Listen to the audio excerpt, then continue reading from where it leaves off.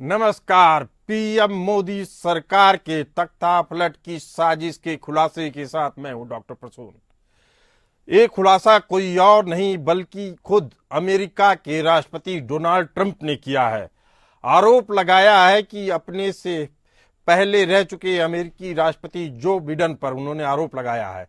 Joe Biden पर Trump ने खुलासा किया है कि भारत में किसी को और को सत्ता में लाना चाहते थे जो बिडेन, और मोदी सरकार चली जाए। इसी तहत उन्होंने करीब 1 अरब 82 करोड़ रुपए भारत में झोंके।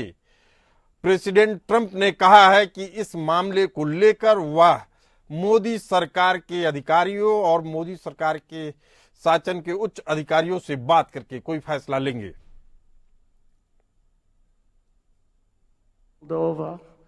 And $21 million for voter turnout in India. What do we need to spend $21 million for voter turnout in India?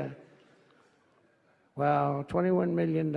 I guess they were trying to get somebody else elected. Wow, we ought to tell the Indian government, because when we hear that Russia spent about $2 in our country, it was a big deal, right? They took... अमेरिकी राष्ट्रपति Trump ने खुलासा किया है कि United state agency for International development यानी USAID के जरिए भारत को अस्थिर करने की बिडेन प्रशासन की ओर से कोशिश की गई थी। United state agency for International development के 21 मिलियन की फंडिंग का हवाला देकर ट्रंप ने दुनिया को चौंका दिया है। ट्रंप ने दावा किया है कि जो बिडेन प्रशासन में लोकतांत्रिक देश भारत के खिलाफ साजिश रची गई। ट्रंप ने साफ किया कि जो बिडेन प्रशासन की मंशा भारत में तख्तापलट करने की थी और लोकसभा चुनाव में वह मोदी की हार सुनिश्चित करना चाह रहे थे। ट्रंप ने कहा कि जो बिडेन प्रशासन भारत में किसी और को सत्ता में लाना चाह रहे थे।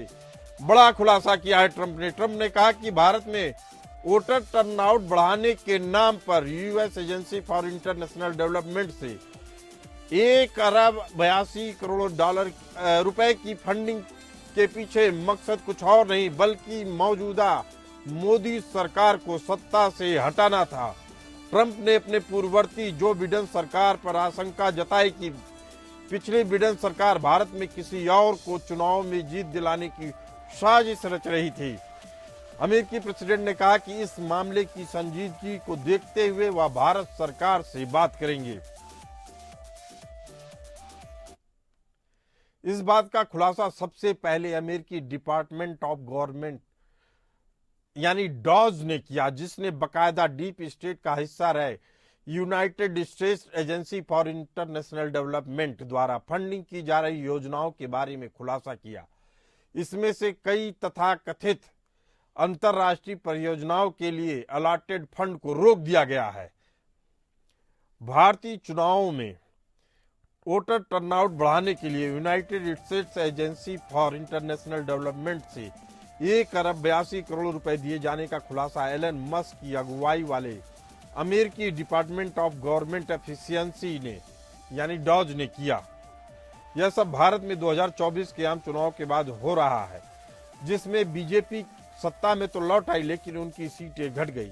बीजेपी को अपने दम पर बहुमत नहीं मिल सका। उसे राष्ट्रीय जनतांत्रिक गठबंधन एनडीए के सहयोगियों के साथ मिलकर सरकार बनानी पड़ी। हालांकि एग्जिट पोल में बीजेपी को बड़ी सफलता मिलती दिख रही थी। अब राष्ट्रपति ट्रंप ने अपने प्रशासन से इस मामले में मोदी सरकार से बात करने को कहा है। अमेरिकी प्रशासन के भारत से बातचीत के बाद संभव है कि जो बिडेन के इस खेल में शामिल भारतीय षड्यंत्रकर्ताओं के भी नाम सामने आ जाए। भारत में वोटर टर्नआउट के नाम पर फंडिंग किए जाने के खुलासे पर भारत के लोग सख्ते में हैं। पीएम नरेंद्र मोदी के सलाहकार संजीव सान्याल ने यूएसएड के खुलासे पर प्रतिक्रिया देते हुए इसे मानव इतिहास का सबसे बड़ा घोटाला करार दिया। मोदी के सलाहकार संजीव सान्याल ने यह भी जानना चाहा कि 1 अरब 80 करोड़ रुपए के लाभार्थी कौन थे। मोदी के तख्तापलट के लिए अमेरिकी फंडिंग के पैसे भारत में कैसे बांटे गए, किन लोगों ने बांटे, किन लोगों को मिले और ऐसे लोग देश की कौन सी देश विरोधी गतिविधियों में शामिल रहे। इसकी जांच अब भारत में शुरू ही होने वाली है। कानूनविद बताते हैं कि ऐसे मामले देशद्रोह की श्रेणी में आते हैं, जिसमें फांसी की सजा है और अमेरिका को भी इसके लिए तगड़ा हर्जाना देना पड़ सकता है। इस खुलासे के बाद कांग्रेस अध्यक्ष खड़गे के पुत्र और कर्नाटक सरकार में मंत्री प्रियांक खड़गे ने स्मृति ईरानी की पुरानी पोस्ट का हवाला देकर खुद बीजेपी नेता स्मृति ईरानी पर आरोप लगाया है कि वह पिछले 3 साल से United State Aid for International Development की गुडविल एम्बेसडर के तौर पर काम कर रही थी। इससे पहले अमेरिकी विदेश विभाग के पूर्व अधिकारी रहे माइक बिंज ने कहा कि उनके पास यूसैड के भारत और बांग्लादेश में चुनावी दखल के सबूत हैं। अमेरिकी विदेश विभाग के पूर्व अधिकारी रहे माइक बिंज ने कहा कि अमेरिकी एजेंसियां लोकतंत्र के बढ़ावे के नाम पर दूसरे देशों के चुनाव को प्रभावित करती हैं या कह ले तख्तापलट की साजिश में शामिल रहती हैं। गौरतलब है कि बीजेपी बाइडेन प्रशासन के अंतिम दिनों में ऐसे ही आरोप लगा चुकी है। बीजेपी ने कहा था कि अमेरिकी विदेश विभाग और डीप स्टेट पीएम मोदी के खिलाफ एजेंडा चलाने में जुटे हैं और उसकी छवि को धूमिल करना चाहते हैं। बीजेपी ने कहा कि अमेरिकी सरकार के अलग अलग विभाग मीडिया के सहारे पीएम मोदी पर बिना सबूत आरोप लगा रहे हैं। बीजेपी ने तब आरोप लगाया था कि डीप स्टेट भारत को अस्थिर करना चाहता है। इसको लेकर तब अमेरिका ने आपत्ति जताई थी, लेकिन अब ट्रंप के खुलासे के बाद साफ हो गया है कि अमेरिकी लोकतंत्र का गुनहगार, भारत के लोकतंत्र का गुनहगार अमेरिका है। इसी मुद्दे पर चर्चा करने के लिए हमारे साथ मौजूद हैं संजीव श्रीवास्तव जी, जियोपॉलिटिकल एक्सपर्ट, और रिटायर्ड ब्रिगेडियर विनोद दत्ता जी, रक्षा विशेषज्ञ के तौर पे। आप दोनों मेहमानों का स्वागत है। संजीव जी, ट्रंप ने बहुत बड़ा खुलासा किया है। भारत में सत्ता परिवर्तन के लिए तख्तापलट की साजिश रची गई थी। 1 अरब 82 करोड़ रुपए डाले गए थे भारत में। इसे आप लोकतंत्र की दृष्टि से कितना बड़ा खतरा मानते हैं? भारत के अंदर के सांपों की बात नहीं कर रहा हूं। क्या जो लोकतंत्र के लिए बैठे यूनाइटेड नेशन जैसी एजेंसियां, संयुक्त राष्ट्र संघ जैसी एजेंसियां, वह इस मामले को कैसे लेंगी, कितनी गंभीरता से लेंगी? संजीव जी देखिए, इसमें प्रसून जी कोई दो राय नहीं है कि पूरे अंतर्राष्ट्रीय समुदाय में एक लेफ्ट लिबरल रेडिकल इस्लामिक जिहादी कबाल जो है वो सक्रिय है, और वो जो भी राष्ट्रवादी शक्तियां हैं, जो भी लोकतांत्रिक मूल्यों में विश्वास रखने वाले जो फोर्सेस हैं, उनको ये टारगेट करने का कार्य करते हैं।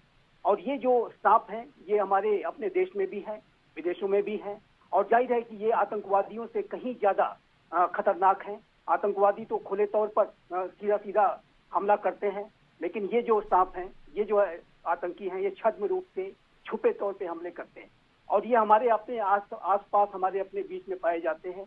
ये तमाम सत्ता के संस्थानों में बैठे रहते हैं, और ये जो डीप स्टेट जिसको हम कहते हैं, डीप स्टेट एलिमेंट, ये जो डीप स्टेट एलिमेंट्स हैं, इनका अंतर्राष्ट्रीय नेटवर्क है, और ये एक गहरी साजिश के तहत भारत के अब यार नेटवर्क टूटता दिख रहा है। संजीव श्रीवास्तव जी, ट्रंप ने सीधे तौर पे खुलासा किया है कि बाइडेन प्रशासन के लोग इसमें शामिल थे, मोदी का तख्ता पलट करना चाहते थे, उसके लिए 1 अरब 82 करोड़ रुपए डाले गए।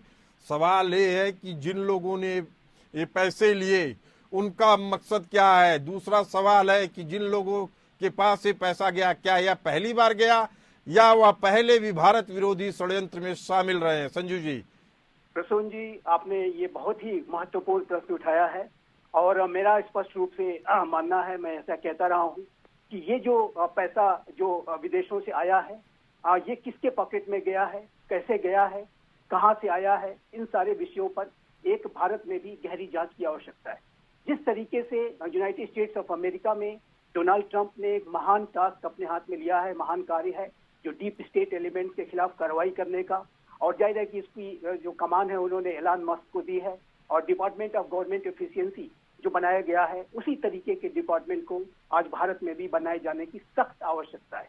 ताकि जो भारत में जो डीप स्टेट एलिमेंट्स हैं, जो भारत में इस तरीके के करप्ट पैसे को हासिल करके भारत विरोधी जो साजिशें करने वाले जो लोग हैं, उनके खिलाफ भी सख्त से सख्त कार्रवाई हो सके। ये जो लेफ्ट लिबरल रेडिकल इस्लामिस्ट जिहादी कबाल है, ये भारत में भी सक्रिय है और भारत में भी छुपे तौर पर ये अनेक घटनाओं को कराने की साजिश करते हैं और इनके खिलाफ भी सख्त कार्रवाई होनी चाहिए। और जैसा कि मैं प्रसून जी आपके चैनल में, आपके शोज में पहले भी कहता रहा हूँ कि डीप स्टेट की जो चुनौती है पूरे मानवता के समक्ष सबसे बड़ा संकट है। आज के दौर का यदि सबसे बड़ा संकट मेरे विचार से अगर कोई है तो ये डीप स्टेट एलिमेंट्स हैं। ये जो लेफ्ट लिबरल इस्लामी जिहादी जो रेडिकल इस्लामिस्ट जिहादी कबाल है, ये सबसे बड़ी चुनौती है। इसके खिलाफ सख्त से सख्त कार्रवाई की आवश्यकता है। संजय जी, अभी तक जो मामला निकल कर आ रहा है उससे साफ है कि भारत के राजनेता भी इस साजिश में शामिल रहे हैं। विदेश से फंड लेकर देश के खिलाफ काम करना, लोकतांत्रिक प्रक्रियाओं को प्रभावित करना कितना बड़ा गुनाह है संजय जी? बहुत बड़ा गुनाह है, बहुत ही बड़ा गुनाह है और ऐसे लोगों की जगह जेलों में है। ऐसे लोगों को जेलों में होना चाहिए और मेरा ऐसा मानना है कि ऐसे जो भी एलिमेंट्स हैं जो कि छुपे तौर पर जहाँ कहीं भी एक्टिव हैं, इनको जो है तलाश करने की आवश्यकता है, इनको इन्वेस्टिगेट करने की आवश्यकता है और इनके खिलाफ सख्त कार्रवाई की आवश्यकता है। ये जो ट्रम्प प्रशासन ने United state agency for International development नामक जो डिपार्टमेंट था उसको बंद कर दिया है। उन्होंने उस साजिशों के बाजार को भी बंद कर दिया है जहां अमेरिका से पैसा लेकर षड्यंत्रकारी आतंकवाद को बढ़ावा देते थे, एक डर बनाते थे, फिर उसी डर का कारोबार करते थे। क्या आपको लगता है कि ट्रंप प्रशासन के इस खुले तरीके से इस तरह का बाजार बंद हो जाएगा हमेशा के लिए? नहीं, देखिए प्रसून जी, ये जो डीप स्टेट एलिमेंट्स हैं, ये जो करप्ट कबाल नेटवर्क है पूरा, ये छुपे तौर पे कार्य करता है। ये काफी इनके पास पैसे वगैरह की भी शक्ति है, हर तरीके की करप्ट शक्तियां हैं। तो जाहिर है कि ये जो शैतानी शक्तियां हैं, ये इविल फोर्सेस हैं और इन इविल फोर्सेस के खिलाफ एक जो लंबी लड़ाई की आवश्यकता है। और अच्छा ये है कि ये लड़ाई अब शुरू हो चुकी है। यूनाइटेड स्टेट्स ऑफ अमेरिका में ये लड़ाई शुरू हो चुकी है। इसके बारे में जॉन एफ कैनेडी ने, प्रेसिडेंट आइजनहावर ने बहुत पहले ही संकेत दिए थे। और अगर आप प्रेसिडेंट आइजनहावर के जो मिलिट्री इंडस्ट्रियल कॉम्प्लेक्स के बारे में कहे गए संबोधनों को आप देखें, प्रेसिडेंट जॉन एफ कैनेडी के जो यूनाइटेड स्टेट्स ऑफ अमेरिका के डीप स्टेट एलिमेंट्स के बारे में जो उन्होंने भाषण दिया था, उसको अगर आप देखें तो ये पता चलता है कि ये साजिश बहुत पहले से रची जा रही है। हमारे अपने देश में भी जो अनेक बड़े नेताओं को, लाल बहादुर शास्त्री, नेताजी सुभाष चंद्र बोस, जयप्रकाश नारायण जैसे बड़े नेताओं को टारगेट किया। लेकिन भारत बदल चुका है संजय जी। अब वह दौर गुजर चुका जब कोई देश भारत के प्रधानमंत्री को हिला सकता था। वह दौर तो मुझे लगता है इंदिरा गांधी के भी समय में चला गया था। लेकिन कुछ कमजोर राजनेता सत्ता में आते हैं तो क्या दुष्परिणाम होते हैं, इसकी भी एक समझ हम समझेंगे। एक लास्ट में, अपने प्रोग्राम के इस लास्ट में एक ग्राफिक्स के जरिए समझेंगे कि एक सत्ता में आने वाला कमजोर नेता कैसे पूरे देश को बर्बाद कर देता है। आपको बता दें कि एक ट्रंप ने एक ट्वीट किया है जिसमें लिखा है कि सोचिए, एक मामूली सा सफल कॉमेडियन व्लादिमीर जेलेंस्की ने अमेरिका को 350 अरब डॉलर खर्च करने के लिए मना लिया, एक ऐसे युद्ध में जो जीता नहीं जा सकता था, जिसे कभी शुरू करने की जरूरत भी नहीं थी, लेकिन एक ऐसा युद्ध जिसे वह अमेरिका और ट्रंप के बिना कभी भी सुलझा नहीं पाएगा। अमेरिका ने यूरोप से 200 अरब डॉलर अधिक खर्च किए हैं, जबकि यूरोप की राष्ट्र की गारंटी है और अमेरिका को कुछ भी वापस नहीं मिलेगा। नींद में डूबे जो बाइडेन ने बराबरी की मांग क्यों नहीं की, जबकि यह युद्ध हमारे मुकाबले यूरोप के लिए कहीं अधिक महत्वपूर्ण है। हमारे पास एक बड़ा सुंदर महासागर है जो हमें अलग करता है। इसके अलावा जेलेंस्की स्वीकार करता है कि उसने जो पैसा भेजा उसका आधा गायब हो गया है। वह चुनाव कराने से इनकार करता है। यूक्रेनी जनमत सर्वेक्षणों में उसकी लोकप्रियता बहुत कम है और वह केवल एक ही चीज में अच्छा है, बाइडेन को बांसुरी बजाने के मामले में। बिना चुनाव के तानाशाह जेलेंस्की को तेजी से कदम उठाने होंगे, नहीं तो उसके पास अपना देश बचाने के लिए कुछ भी नहीं बचेगा। इस बीच हम रूस के साथ युद्ध समाप्त करने के लिए सफलतापूर्वक बातचीत कर रहे हैं। एकमात्र ऐसा काम है जो ट्रंप और ट्रंप प्रशासन ही कर सकता है। बाइडेन ने कभी कोशिश नहीं की यूरोप में शांति लाने में विफल रहा और जेलेंस्की शायद इसी फ्री फीडिंग और फंडिंग को जारी रखना चाहते हैं। मुझे यूक्रेन से प्यार है, लेकिन जेलेंस्की ने भयानक काम किया है। उनका देश बिखर चुका है, मिलियन लोगों की अनावश्यक मौत हुई है और यह सिलसिला जारी है। यह बड़ा संदेश है लोकतंत्र में अपना वोट डालने वाले मतदाताओं के लिए कि अगर मतदाताओं ने गलत चुनाव किया तो उसका खामियाजा केवल एक व्यक्ति या उसका फायदा एक व्यक्ति नहीं उठाता है, बल्कि पूरे देश को उसका नुकसान झेलना पड़ता है। रिटायर्ड ब्रिगेडियर विनोद दत्ता हमारे साथ मौजूद हैं। भारत में तख्तापलट की साजिश और ट्रंप का यह संदेश क्या भारत के षड्यंत्रकर्ताओं की आंखें खोलने के लिए काफी है? विनोद दत्ता जी, उनका संपर्क टूट गया है। हमारे साथ संजीव श्रीवास्तव जी हैं। संजीव श्रीवास्तव जी, इस सवाल का जवाब आप ही दे दीजिए। नहीं, देखिए, ये जो साजिश है ये बहुत ही गहरी साजिश है और इसके खिलाफ भारत में भी जिस तरीके से यूनाइटेड स्टेट्स ऑफ अमेरिका में डिपार्टमेंट ऑफ गवर्नमेंट एफिशिएंसी बनाया गया है, प्रसून जी, उसी तरीके के जो इन्वेस्टिगेशन को करने की आवश्यकता हमारे अपने देश में भी है। हमारे प्रधानमंत्री श्री नरेंद्र मोदी ने अभी हाल के समय में उनका एक मैं संबोधन सुन रहा था जिसमें कि उन्होंने ये बताया कि बहुत सारी जो गवर्नमेंट की जो स्कीम्स हैं उसका जो पैसा है अनेक ऐसे जो कि इनकी संख्या बहुत ही ज्यादा हजारों में इनकी संख्या है, ऐसे लोगों को जाता था कि जो कि जीवित ही नहीं है, जो कि जिनकी मृत्यु हो चुकी है, लेकिन वो पैसा जाता था। कुछ लोग तो ऐसे हैं कि जिनका सिर्फ नाम है, वो व्यक्ति का पता नहीं है कि आखिर वो कौन सा व्यक्ति है।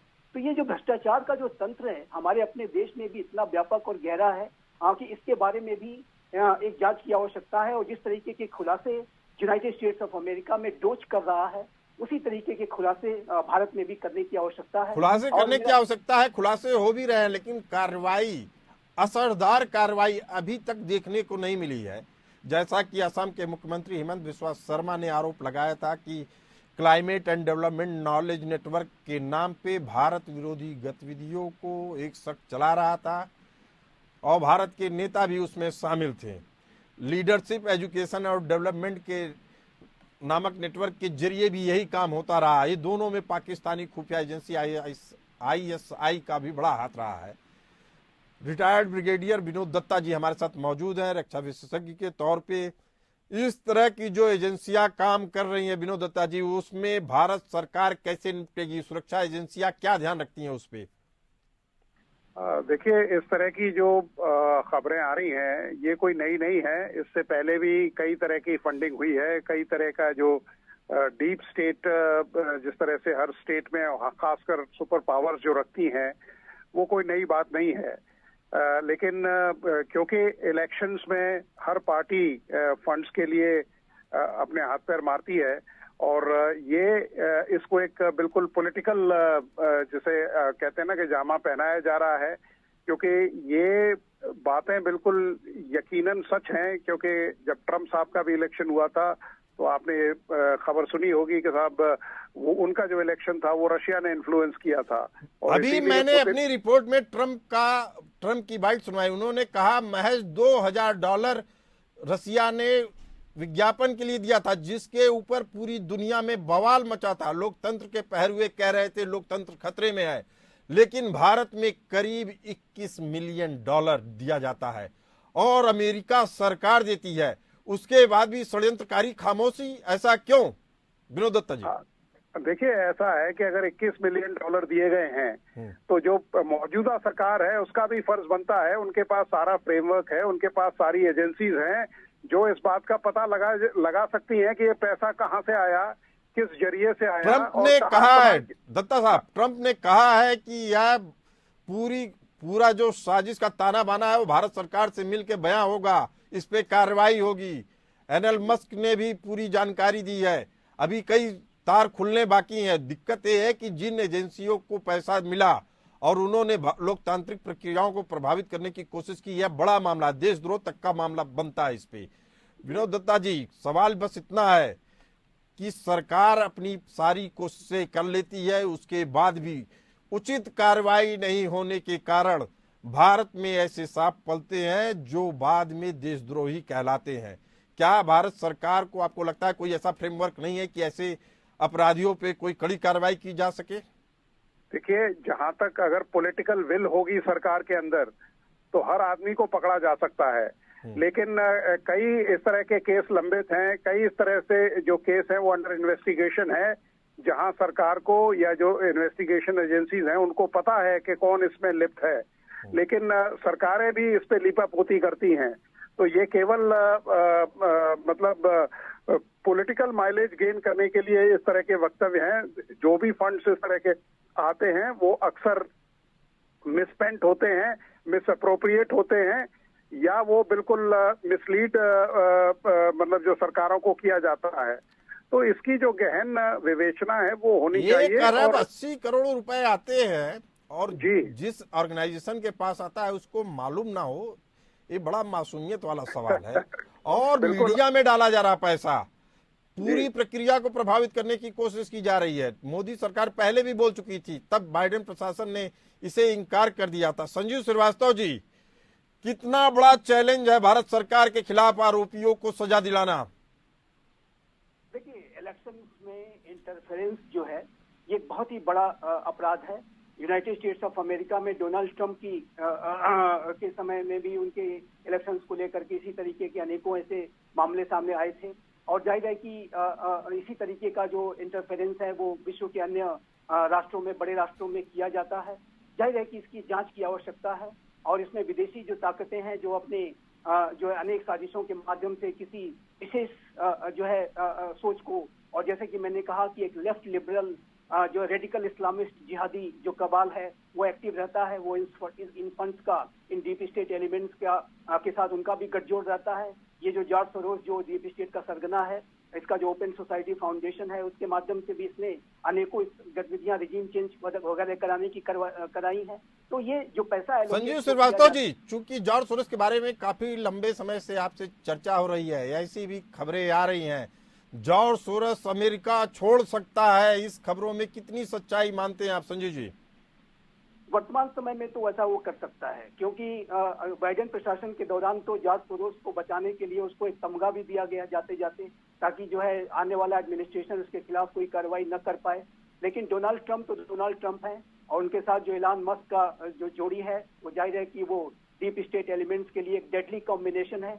और इस तरीके की जो लीडर्स अगर हैं, जैसे कि दत्ता साहब ने कहा पॉलिटिकल विल, तो जिस तरीके की पॉलिटिकल विल डोनाल्ड ट्रंप दिखा रहे हैं, एलान मस्क दिखा रहे हैं, एक से एक मामलों को जो है उजागर करते जा रहे हैं, तो ऐसे में जो डीप स्टेट एलिमेंट्स हैं इनके अंदर खलबली मची हुई है, और ये अपना सिर छुपाने के लिए जो जगह ढूंढ रहे हैं। तो ऐसे में ये कहीं बाहर भी भाग सकता है, कहीं ऐसे देश में जा सकता है कि जहां पर इसको प्रोटेक्शन मिल जाए। तो ये ऐसी संभावना से इनकार नहीं किया जा सकता। लेकिन इतना तय है कि अगर ट्रंप ने चाहा और मोदी सरकार ने अपनी विल दिखाई, इच्छा शक्ति दिखाई, तो यह दुनिया के किसी भी कोने में हो कानून के कटघरे में खड़ा होगा। रिटायर्ड ब्रिगेडियर विनोद दत्ता जी हमारे साथ मौजूद हैं। ट्रंप ने पूरी तरीके से यूक्रेन को झिड़क दिया है। उन्होंने कह दिया कि आप हमारे संसाधनों पे युद्ध नहीं चला सकते हैं, आप अमेरिका के दम पर अपनी साजिशों को अंजाम नहीं दे सकते हैं। क्या अब उन लोगों के लिए यह सबक है जो अपने देश के हितों से अलग जाकर अमेरिका से समझौता करते हैं? ब्रिगेडियर विनोद दत्ता जी। हाँ, बिल्कुल आपने ठीक कहा, क्योंकि सरकार को अब कड़े रुख अपनाने पड़ेंगे।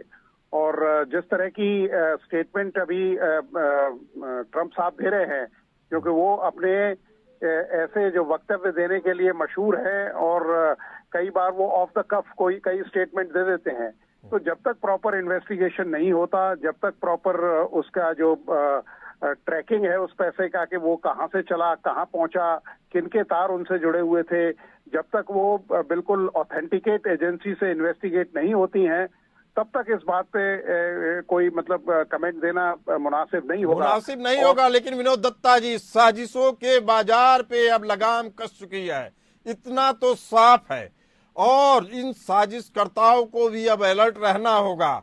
अब ट्रंप आ चुके हैं, एलन मस्क की जोड़ी के साथ ट्रंप ने साफ कर दिया है कि अब जो होगा आर या पार होगा, षड्यंत्र के तहत नहीं होगा।